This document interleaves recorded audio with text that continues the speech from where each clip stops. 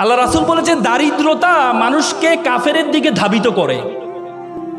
দারিদ্রতা মানুষকে কাফের বানিয়ে ফেলে। তো সুতরাং আমরা বলি, আমরা সবসময় এমফেসাইজ করি যে গরিব থাকো, গরিব থাকো, টাকা পয়সা এত লাভ কি, দুনিয়া দুনিয়া করা দরকার না, আখিরাত করো না।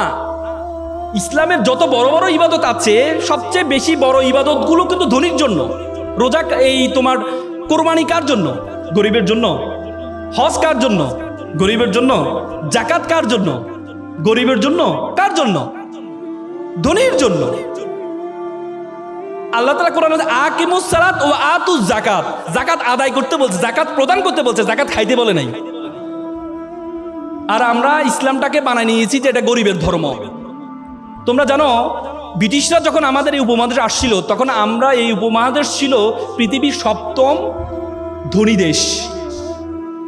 সপ্তম ধনী দেশ ছিল যখন ব্রিটিশরা আসছে। আর যাওয়ার পথে আমাদেরকে সবচেয়ে ফকিরি দেশে পরিণত করে গিয়েছে। তারা কি করছে? তারা আমাদের শিক্ষা ব্যবস্থাটাকে এমনভাবে তৈরি করে দিয়েছে, আমাদের শিক্ষা ব্যবস্থায়, আমাদেরকে শিক্ষা ব্যবস্থা পড়ানো হয় যে ছিঁড়া কাঁথায় শুয়ে লাখ টাকার স্বপ্ন কেন দেখো। তারা আমাদেরকে এই যে অ্যাপ্লিকেশনে শিখায়, কি শিখায় জানো? যে কেরানি পদে চাকরির জন্য আবেদন। কখনো দেখছো সিইউ পদে আবেদনের চাকরির জন্য আবেদন তোমাদেরকে শিখাইতে? এমডি পদে আবেদনের চাকরি শিখাইতে?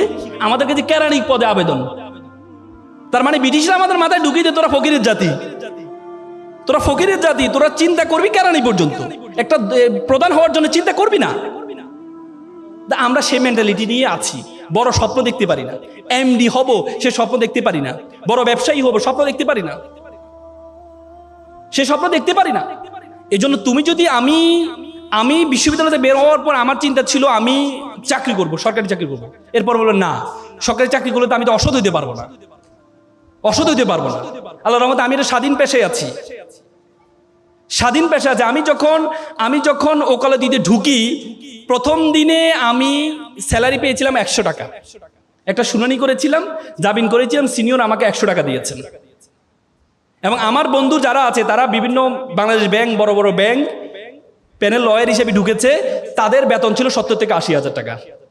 কয়েকদিন আগে আমার একটা ফ্রেন্ড, আজকে 10 বছর ওকালতির পরে, চেম্বার আসি বললো, বন্ধু আমি তো 80, 90, 1 লাখ টাকার মধ্যে সীমাবদ্ধ আছি, তুমি তো গাড়ি বাড়ি মালিক হয়ে গেছো, এখন বন্ধু চাকরি ভালো লাগে না, এই পেশা, তোমার পেশায় চলে আসবো, আইনজীবী পেশায় আসবো।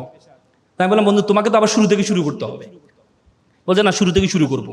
সে আবার শুরু থেকে শুরু করেছে। তার মানে যদি আমি সেদিনের টাকার বড় স্বপ্ন দেখতাম না, 70-80 হাজার টাকা আমার লাগবে, তাহলে আজকে